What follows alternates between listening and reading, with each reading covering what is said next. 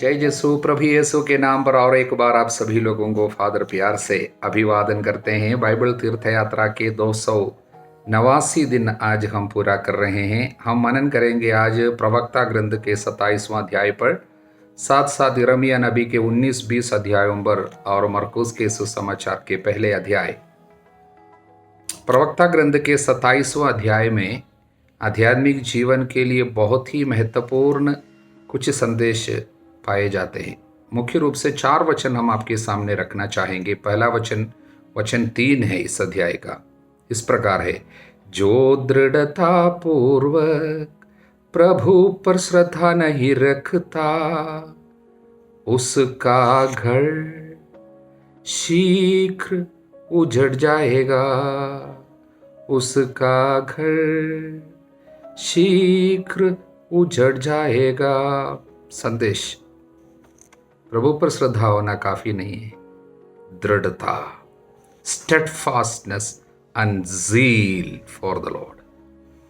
कई लोगों के जीवन में प्रभु पर श्रद्धा है लेकिन दृढ़ता नहीं है। मतलब लाभ के लालच में झूठ बोलना, छोटा छोटा पाप है, कोई प्रॉब्लम नहीं है सोचना। कोई मेहमान आया तो पारिवारिक प्रार्थना नहीं है, कुछ बिजी हो गया, शादी में जाना है इसलिए संडे का मिसा बलिदान छोड़ दिया, ये सब है। भक्ति है, प्रभु पर विश्वास है, लेकिन दृढ़ता वो कुछ अलग बात है। दृढ़ता जिनके जीवन में नहीं है उनका घर उजड़ जाएगा। मतलब एक व्यक्ति प्रभु पर श्रद्धा में दृढ़ता नहीं दिखाता है, उसके घर पे विपत्ति आ सकती है। यह संदेश है। दूसरा संदेश, वचन 11, सिंह हमेशा शिकार की घात पे बैठता है, इसी तरह पाप अन्याय करने वालों की घात में बैठा रहता है। पवित्र आत्मा प्रकट करता पाप का स्वभाव कैसा है। सिंह जो है, लायन, अपने शिकार के साथ जो करता है पाप पापी के साथ करेगा। सिंह शिकार के साथ क्या करता है, सिंह और शिकार के बीच में क्या रिश्ता है। Hallelujah, hallelujah. रिश्ता यही है, चीर फाड़ कर खाएगा। सिंह अपने शिकार को खाएगा तो पाप पापी को खाएगा। पापी की सुंदरता, संपत्ति, घर परिवार धीरे धीरे धीरे कौन खाएगा? पाप खाएगा। वो संदेश पवित्र आत्मा इस रीति से हमारे सामने रखते हैं, सिंह शिकार के साथ जो करेगा पाप पापी के साथ करेगा। इसलिए पाप को कम समझना नहीं, पाप में मार डालने की क्षमता है। इसलिए प्रभु ने कहा चोर चुराने मारने नष्ट करने आता है। तीसरा वचन जो यहाँ से हम सीख सकते हैं वो 30वां वचन है, जो बुराई करता उसे उससे हानि होती है, यद्यपि वो नहीं जानता कि कहाँ से आती है। कहाँ से क्या आती है? हानि। जब एक व्यक्ति के जीवन में हानि होती है, तकलीफ होते हैं, विपत्ति आती है, अक्सर उनको पता नहीं कहाँ से आती है। कुछ लोग बोलते हैं किसी ने कुछ किया, हालेलुया। कुछ लोग बोलता है ऊपर वाले की मर्जी है, कुछ लोग बोलता हमारा किस्मत है, लेकिन उनको पता नहीं ये कहाँ से आती है। पुराने पाप विपत्ति को लेके आ सकते हैं। जो बुराई करता उसको उसी से हानि होती है। Your sin will roll back to you, पीछा करेगा, विपत्ति के रूप में आएगा। बर्बादी, नुकसान, बीमारी के रूप में पुराना पाप वापस आएंगे। उस समय आपको पता नहीं चलेगा ये कहाँ से आए। ये वचन 32, जो धर्मियों के पतन पर आनंदित है, जो धर्मियों के पतन पर आनंदित है, वे स्वयं जाल में फंसेंगे, वे मृत्यु से पहले वेदना से धुल जाएंगे। विश्वास कर सकते हैं प्रभु पवित्र आत्मा प्रकट कर रहे हैं, किसी धर्मी के पतन पर आनंदित है। आज के ज़माने में ये बहुत ज़्यादा होता है। कोई व्यक्ति के पतन होता है, पहले बहुत धर्माचरण करता था, शायद एक पुरोहित है मान लीजिए या बिशप है, कोई बड़े पाप में फंस गया, तब जाके कुछ लोग आनंद मनाते हैं, सोशल मीडिया में शेयर करते हैं, पाप को सेलिब्रेट करता है, दूसरों के पाप को, और उसके बारे में कमेंट पास करता है, शेयर करता है। तब क्या होता? कुछ लोग सोचता है उसमें कोई प्रॉब्लम नहीं है। दूसरों के पतन पर आनंदित है। आपको आनंद हुआ मतलब ईर्ष्या के कारण। जब आपके अंदर ईर्ष्या है, दूसरों के पतन पर आनंदित होगा। दूसरे लोग गिर जाता है, आनंद आ जाता है ईर्ष्या के कारण। ऐसे लोगों को क्या होगा, ईर्ष्या आपके जीवन में क्या लाएंगे, मृत्यु से पहले वेदना से धुल जाएंगे। बिना वेदना आप मरेंगे नहीं। मृत्यु से पहले जरूर वेदना से, पेन से धुल जाएंगे। एक बहुत खतरनाक वचन है, मुझे बहुत डराते हैं ये वचन पढ़ते हुए, हम डर जाते हैं। आपके सामने पवित्र आत्मा आज ये बातें प्रकट करते हैं, चेतावनी देते हैं, सावधान रहना। ईर्ष्या एक ऐसा खतरनाक पाप है जो आदमी को बर्बाद कर सकता है। हालेलुया। इसलिए इस अध्याय से केवल 4 वचन हम लोग सीख लिया और हम आगे बढ़ेंगे। प्रभु को धन्यवाद। यिर्मयाह के ग्रंथ के अध्याय 19 में इस ग्रंथ का दूसरा प्रतीकात्मक कार्य प्रभु नबी से करवा रहे हैं। पहला वाला हम देखा था, ये दूसरा कार्य है। जाओ, कुम्हार से एक सुराही खरीद लो। सुराही मतलब मिट्टी का मटका है। तब जनता के कुछ नेताओं, कुछ याजकों को अपने साथ लेकर बेन हिन्नोम की घाटी जाओ। वहां जाकर ये संदेश सुनाओ जो मैं तुमको दे रहा हूं। हालेलुया। वहां जाके संदेश सुनाना, और क्या करना है, तुम अपने साथ आए हुए लोगों के सामने वो सुराही फोड़ देना, ये मिट्टी का मटका तोड़ना। वचन 10 में लिखा है। संदेश क्या है इससे? वचन 11 में संदेश, उनसे कहोगे, सर्वशक्तिमान प्रभु ये कहता है, जैसे कुम्हार का बर्तन टूटने पर फिर मरम्मत नहीं हो सकता, वैसे ही मैं इस राष्ट्र और इस नगर को टुकड़े टुकड़े कर दूंगा। तोफेत, वो जगह का नाम तोफेत है। बेन हिन्नोम की घाटी को तोफेत नाम भी है, कारण हम बता देंगे। तोफेत मुर्दे दफनाने के काम आएगा, क्योंकि दफनाने का दूसरा स्थान नहीं मिलेगा।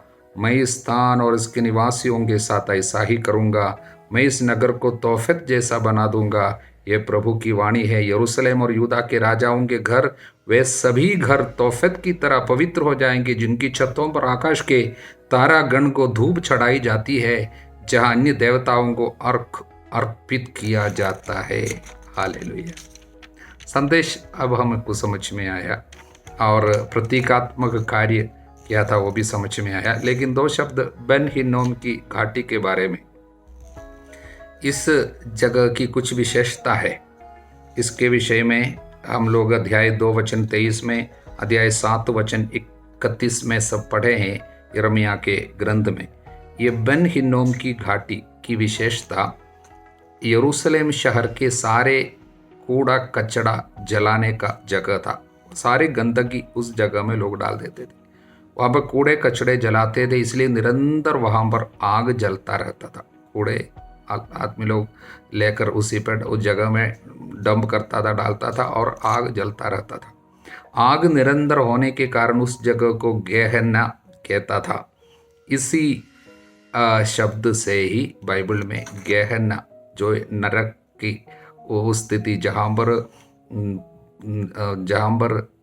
आग बुझते नहीं है, निरंतर जलता रहता है, वो जगह को एक दंड की जगह माना जाता था। कारण उस जगह में उन लोग, कई मूर्ति पूजक लोग आकर बलि चढ़ाते थे मूर्तियों के लिए, बाल के लिए, तोफेत के लिए। और तोफेत भी एक देवता है बाल की तरह। उनके लिए बलि चढ़ाने के लिए उन लोग वो जगह को चुनते थे, क्योंकि अब दूतों को चढ़ाए जाने वाली चीज़ें हैं, इसलिए गंदे जगह में ही करते हैं गंदा कार्य, उस जगह में जाकर करते थे। यहाँ तक कि पुत्रों को अर्पित करते थे होम बलि के रूप में। तोफेत को प्रसन्न करने के लिए कई लोग अपने पुत्र की बलि चढ़ाते थे। ये सारा कार्य प्रभु ने कभी ना करने के लिए इज़राइल को बताए थे, लेकिन वहाँ पर लोग करते थे। वो जगह की विशेषता ये है। इसलिए प्रभु कहते हैं, मैं पूरे यरूशलेम को कैसे ये तोफेत की तरह बनाऊंगा। मुर्दे दफनाने के, मुर्दों के साथ आदर करने के लिए लोग अच्छे जगह में केवल दफनाना, वो बहुत ज़रूरी बात थी, लेकिन वहाँ पर मुर्दे दफनाया जाएगा, दूसरा जगह नहीं मिलेगा। मतलब गंदे जगह में अपने मुर्दों को दफनाने की विपत्ति में लोग आ जाएंगे। उस जगह की हालत ऐसी है। अभी ट्रेडिशन के मुताबिक इजरायलियों के मतलब कलीसिया के विश्वास के मुताबिक प्रभु जब न्याय करने के लिए आएंगे, उस जगह में आएंगे। मसीहा न्याय करने के लिए बन हिन्नोम के घाटी पर आएंगे। इस तरह एक विश्वास प्रचलित था कलीसिया में पहले सदियों से। हालेलुया। 20वां अध्याय में मुख्य रूप से 2 संदेश है। पहला भाग, वहां पर नबी यिर्मयाह की पिटाई होती है। हालेलुया। हम पढ़ते हैं वहां पर एक याजक, पशहूर नाम है उसका, वो प्रभु के मंदिर का प्रमुख निरीक्षक था। उसने यिर्मयाह की ये भविष्यवाणी सुनकर, यिर्मयाह की भविष्यवाणी अभी अभी हम सुने, इज़राइल के ऊपर, यरूशलेम के ऊपर आने वाली विपत्ति, जैसे मिट्टी का वो मटका टूटने पर फिर मरम्मत नहीं हो सकता, उसी तरह इस जगह के, इस राष्ट्र के साथ मैं करूँगा, प्रभु बोल रहे। ये सब सुना ये पुरोहित, और उसने क्या किया, उसने यिर्मयाह को पिटवाया और मंदिर के बेन्यामीन नामक ऊपरी फाटक के काठ में डलवाया। हालेलुया। जब पशूर ने दूसरे दिन यिर्मयाह को काठ से निकलवाया, पूरे एक दिन ऐसा रखा, तो यिर्मयाह ने उससे कहा, अब से प्रभु तुमको पशहूर नहीं बल्कि मागोर कहकर पुकारेगा। इसमें एक व्यंग्य है। मागोर का मतलब है चारों ओर आतंक। पशहूर नाम का अर्थ है इब्रानी भाषा में चारों ओर शांति। इसलिए ये याजक का नाम था चारों ओर शांति। लेकिन अब यिर्मयाह कहता है प्रभु तुमको मागोर कहता है, मतलब चारों ओर आतंक। उसके ठीक ऑपोजिट, उसके नाम के अर्थ का ठीक ऑपोजिट नाम दिया हुआ है। हालेलुया। तब यिर्मयाह बिल्कुल नहीं डरा। देखिए, विपत्ति का शब्द लोगों के ऊपर बोलने के कारण पिटाई मिली, लेकिन वो डरता नहीं है। फिर भी विपत्ति जरूर आएगी ही, इनके ऊपर जरूर आएगी। ये वचन, ये बात उनको कहते हैं, और वो विपत्ति जब आएंगे उसके ठीक बीचों बीच रहेंगे पशूर। इसलिए उनके ऊपर आने वाली विपत्ति के बारे में प्रभु यिर्मयाह के द्वारा, यिर्मयाह नबी के द्वारा उनको बताया, लोगों के ऊपर आने वाली विपत्ति, लेकिन पशूर के साथ भी, उनके फैमिली के साथ, उनके परिवार के साथ भी ये विपत्ति होगी।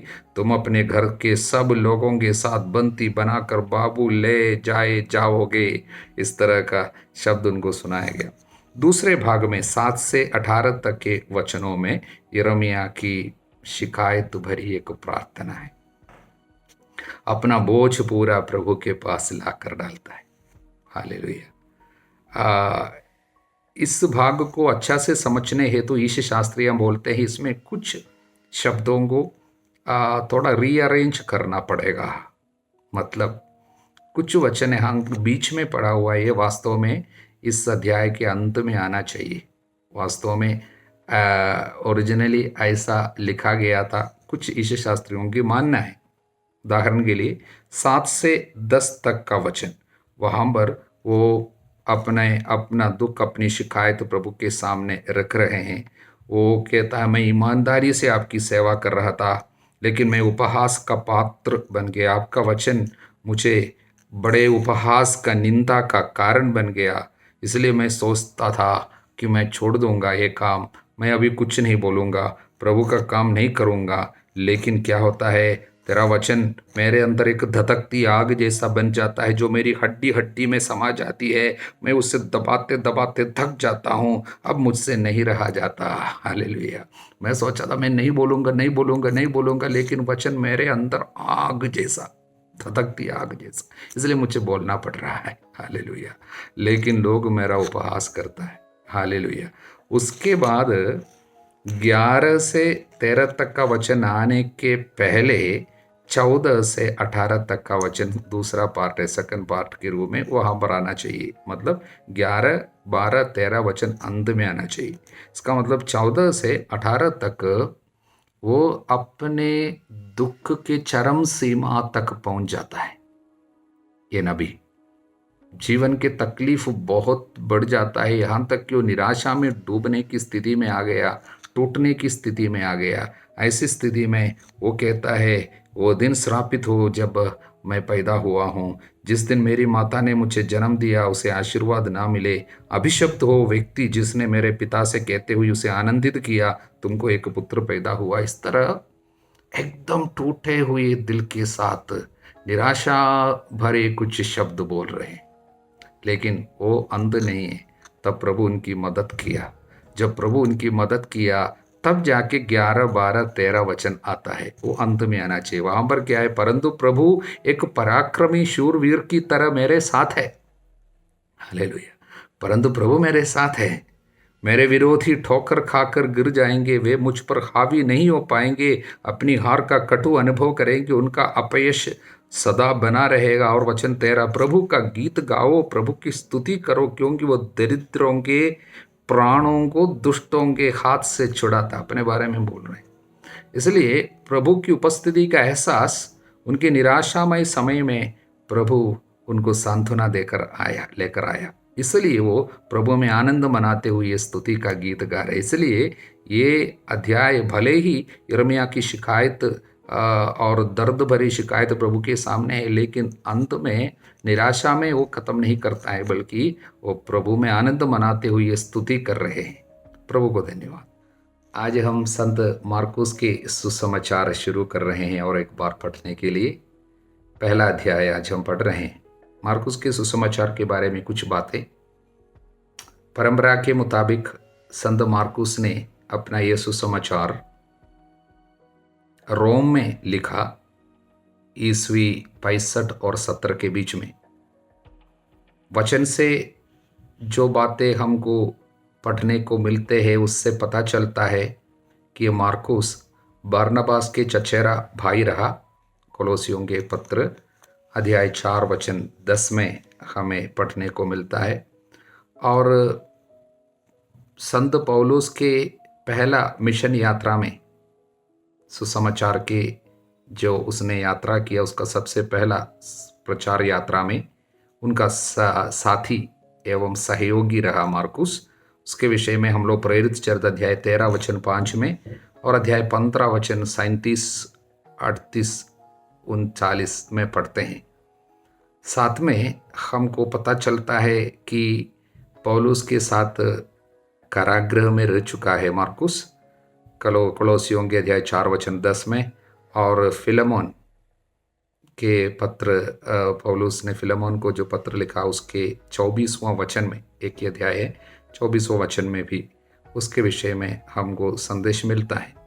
साथ में सहयोगी रहा वो पौलुस का और पेत्रुस का। इसके विषय में तिमोथी के दूसरे पत्र अध्याय 4 वचन 11 में, पेत्रुस का पहला पत्र अध्याय 5 वचन 13 में हमको सूचना मिलते हैं। हालेलुया। ये सुसमाचार लिखने का उसके पहला इरादा ये था कि ये लोगों के सामने प्रकट करे और घोषित करे कि यीशु ईश्वर का पुत्र है। इसलिए वो शुरू कैसे करता है, ईश्वर के पुत्र ईसा मसीह के सुसमाचार का प्रारंभ। इसलिए यीशु को वो इस तरह प्रकट करते हैं अपने वचन के द्वारा, अपने प्रीचिंग के द्वारा और अपने चमत्कारों के द्वारा, चंगाइयों के द्वारा, और शैतान को बांधते हुए, बाहर भेजते हुए उसने जो सेवा किया, छुटकारे की सेवा, इसके द्वारा वो प्रकट कर रहे हैं ईश्वर का राज्य हमारे बीच में आ चुके हैं। वास्तव में मार्कुस के सुसमाचार की एक विशेषता हो कि एक व्यस्त किताब, एक व्यस्त ग्रंथ, व्यस्तता का ग्रंथ कहा जा सकता है। बिजी बुक, मतलब यहाँ पर प्रभु सुपर बिजी है, बहुत व्यस्त है। एक घटना से दूसरी घटना पे बराबर प्रभु को जाते हुए हम लोग देख रहे हैं। हालेलुया। उदाहरण के लिए यहाँ पर तुरंत नामक शब्द, इमीडिएटली, उसको कई बार यूज करता है, इस्तेमाल करता है संत मार्कुस, कम से कम 40 बार यहाँ पर उदाहरण के लिए वचन 18 पहला अध्याय, वे तुरंत अपने जाल छोड़कर उनके पीछे हो लिए। तुरंत, अगर आप ध्यान से पढ़ेंगे, अब ये तुरंत तुरंत तुरंत 40 बार से ज़्यादा आपको इस ग्रंथ में मिलेगा। यहाँ पर काम को ज़्यादा महत्व दिया है, मतलब प्रभु के कार्य, इसलिए उनके प्रवचन से ज़्यादा प्रवचन यहाँ पर नहीं मिलते हैं। जैसे मत्ती के सुसमाचार में और लूकस के सुसमाचार में ज़्यादा शब्द प्रभु का मिलता है, लेकिन यहाँ पर प्रभु का कार्य ज़्यादा है, बहुत ज़्यादा चमत्कार, बहुत ज़्यादा कार्य, उसके कार्य के बारे में अधिक वो बताते हैं। हालेलुया। और 4 सुसमाचारों में सबसे पहले मार्कुस ने सुसमाचार लिखा, और परंपरा के मुताबिक मार्कुस को ये सुसमाचार लिखने के लिए सारी बातें संत पेतरुस से मिला। पेतरुस की काफ़ी असर ये सुसमाचार में देखता है, इसलिए कई सुसमाचार के शास्त्री लोग, ईश शास्त्री, हम बताते हैं कि ये सुसमाचार को हम लोग संत पेतरुस का सुसमाचार कह सकता है, the gospel according to Saint Peter. हालेलुया। उसके लिए उन लोग सबूत क्या क्या देते हैं कि संत पेतरुस से उसको ये सारा मैटर, सारी बातें, क्योंकि मार्कुस तो नहीं था यीशु के साथ साथ, लेकिन सारी बातें इस तरह प्रकट किया है मानो वो देख रहा है। उसके पीछे ये पेतरुस की आंखें, पेतरुस का काफ़ी प्रभाव इसमें है। उसके लिए सबूत ये है, पहला सबूत यही है, संत पेतरुस मार्कुस को बहुत प्यार से मेरा बेटा कहकर, मेरा पुत्र कहकर पुकार कर प्रकट करता है। पेतरुस का पहला पत्र अध्याय 5 वचन 13 में वो, इसलिए उससे पता चलता है पेतरुस और मार्कुस के बीच में बहुत प्यार था। हालेलुया। दूसरी एक सूचना हमको मिलते हैं, संत मार्कुस छोटी छोटी कुछ बातों को भी हम पर प्रकट करते हैं, कुछ डिटेल्स अपने मानो आंखों से देख चुका है उसी तरह।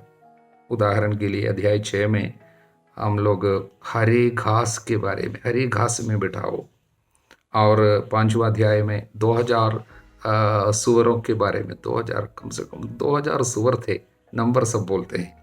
आगे यीशु किसी को किस तरह देखा है वो सब, उदाहरण के लिए अध्याय 3 वचन 5 में हम पढ़ते हैं, उसने क्या है, वह उन पर क्रोध भरी दृष्टि दौड़ाकर उस मनुष्य से बोले अपना हाथ बढ़ाओ। उन पर क्रोध भरी दृष्टि। और वचन 34 में उन्होंने अपने चारों ओर बैठे हुए लोगों पर दृष्टि दौड़ाई और कहा। इस तरह सब लिखना है तो ये छोटी सी डिटेल्स बातें उनको कहाँ से मिला, ये सब पेतरुस ने उनको बताया होगा, समझाया होगा। हालेलुया। दूसरी एक और सूचना हमको मिलते हैं कि पेतरुस की मतलब इसमें ज़्यादा इफेक्ट, पेतरुस ज़्यादा इनकी मदद किया होगा। उसके लिए पेतरुस अरमाइक भाषा बोला करता था, इसलिए अरमाई भाषा का काफ़ी शब्द मार्कुस अपने सुसमाचार में इस्तेमाल करता है, जैसा कि अध्याय 3 वचन 17 में बोवनेर्गस, ये शब्द, ये अरमाइक शब्द है, उसको वो इस्तेमाल करता है। उन्होंने बोवनेर्गस अर्थात गर्जन के पुत्र रखा, याकूब और उसके भाई योहन को नाम दिया था, इसलिए वो नाम भी यहाँ पर बोवनेर्गस रखा हुआ है। वो कौन सी भाषा का, अरमाई भाषा का शब्द है। और तलीता कुमी, हाँ बेटी उठो, अध्याय 5 वचन 41। कुर्बान, जो लव ऑफरिंग जो है, अध्याय 7 वचन 11। एफाता, खुल जा, अध्याय 7 वचन 34।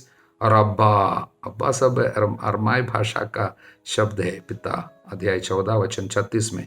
इसलिए इससे सब पता चलता है कि मार्कुस को ये लिखने में संत पेतरुस की मदद जरूर मिली होगी। प्रभु को धन्यवाद। पहला अध्याय में सबसे पहले यूहन्ना बपतिस्ता का उपदेश है। उसके मुख्य उपदेश ये नहीं था कि तुम सब पापी हो, पश्चाताप करो, वो नहीं। सबसे पहला, सबसे मुख्य उपदेश ये मसीहा आने वाला है मैं उसका अग्रदूत हूँ, मैं उनका रास्ता तैयार करने के लिए, सीधा करने के लिए आया हूँ, इसलिए आपको पछतावा करना होगा, क्योंकि मसीहा के कारण। हालेलुया। मसीहा ही मुख्य विषय है उसके सुसमाचार का, उसके उपदेश का।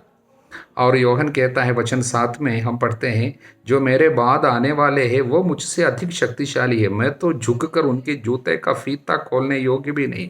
क्यों ऐसा कहता है? उनके समय में रब्बाई लोग, रब्बाई मतलब जो वचन की शिक्षा देते थे यहूदी धर्म में, उनको रब्बी या रब्बाई कहते थे।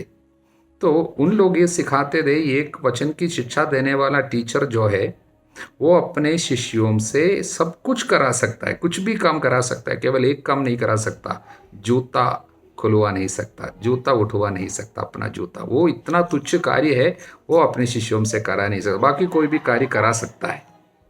लेकिन यहाँ पर योहन कहता है, मैं वो जूते का फीता खोलने के लिए भी योग्य नहीं हूं। हालेलुया।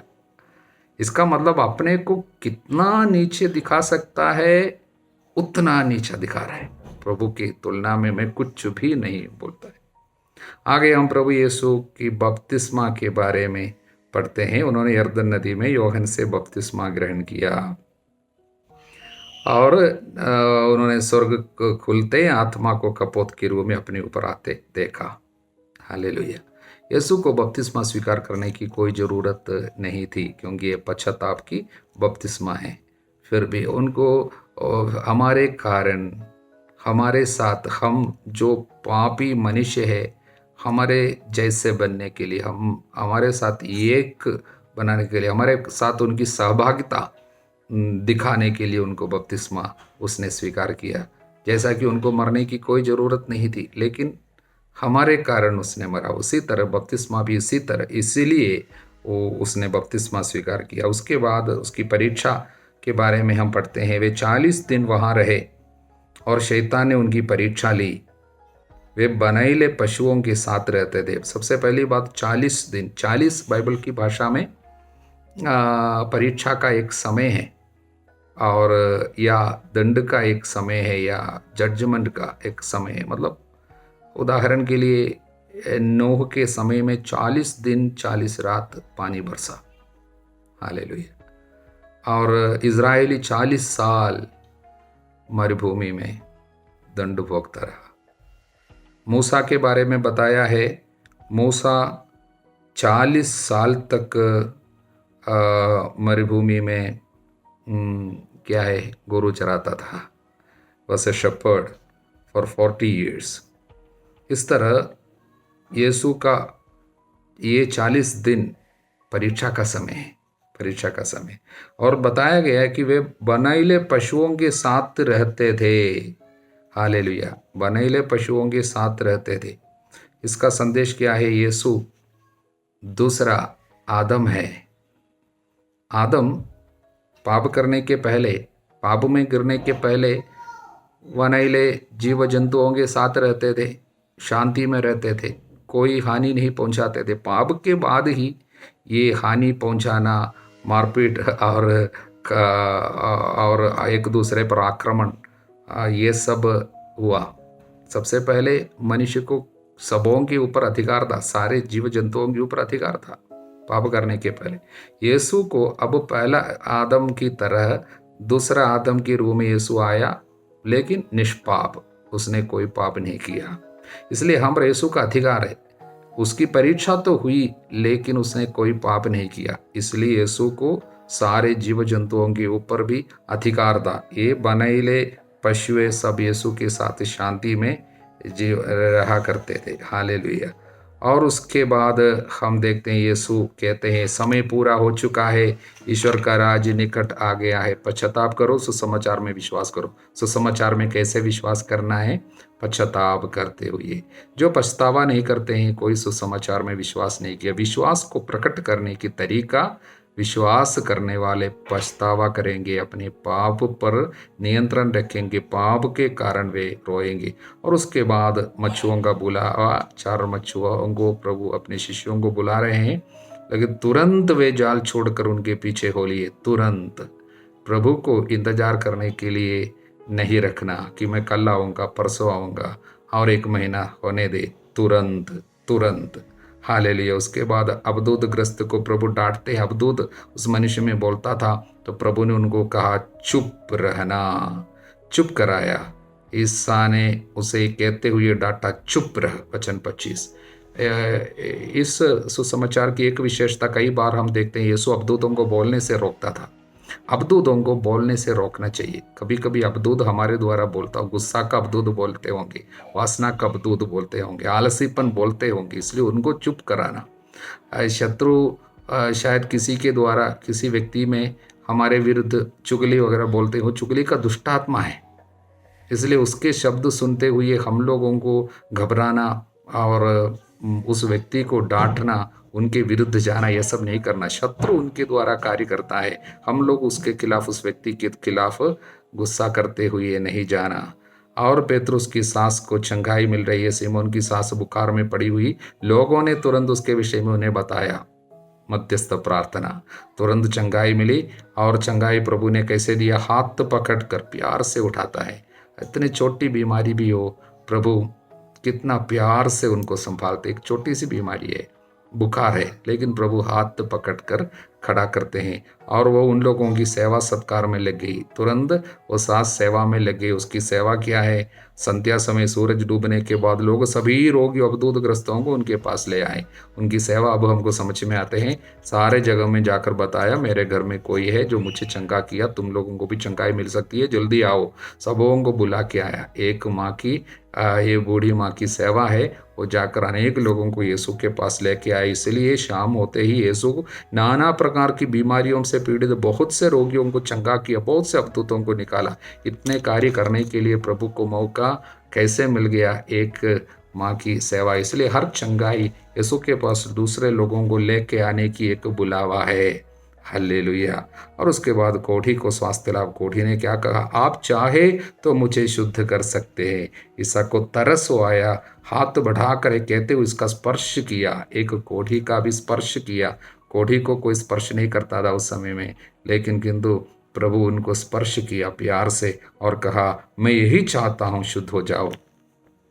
ये वचन बहुत ही सुंदर वचन है। सभी लोग दावा कर सकते हैं इस वचन को। एक साक्रमेंटल वर्ड है कि मैं यही चाहता हूँ तुम शुद्ध हो जाओ। हमारा कोई भी तकलीफ हो, प्रभु हमसे यही कहता है, बेटा मैं यही चाहता हूँ तुम शुद्ध हो जाओ। प्रभु ये चाहता है कि आप अच्छे हो जाए। प्रभु यीशु के नाम पर आप अच्छे हो जाए। मुझे प्राप्त पुरोहित अधिकार से यीशु के नाम पर मैं आशीर्वाद देता हूँ, अब सदा सर्वदा अनंत काल तक। आमीन।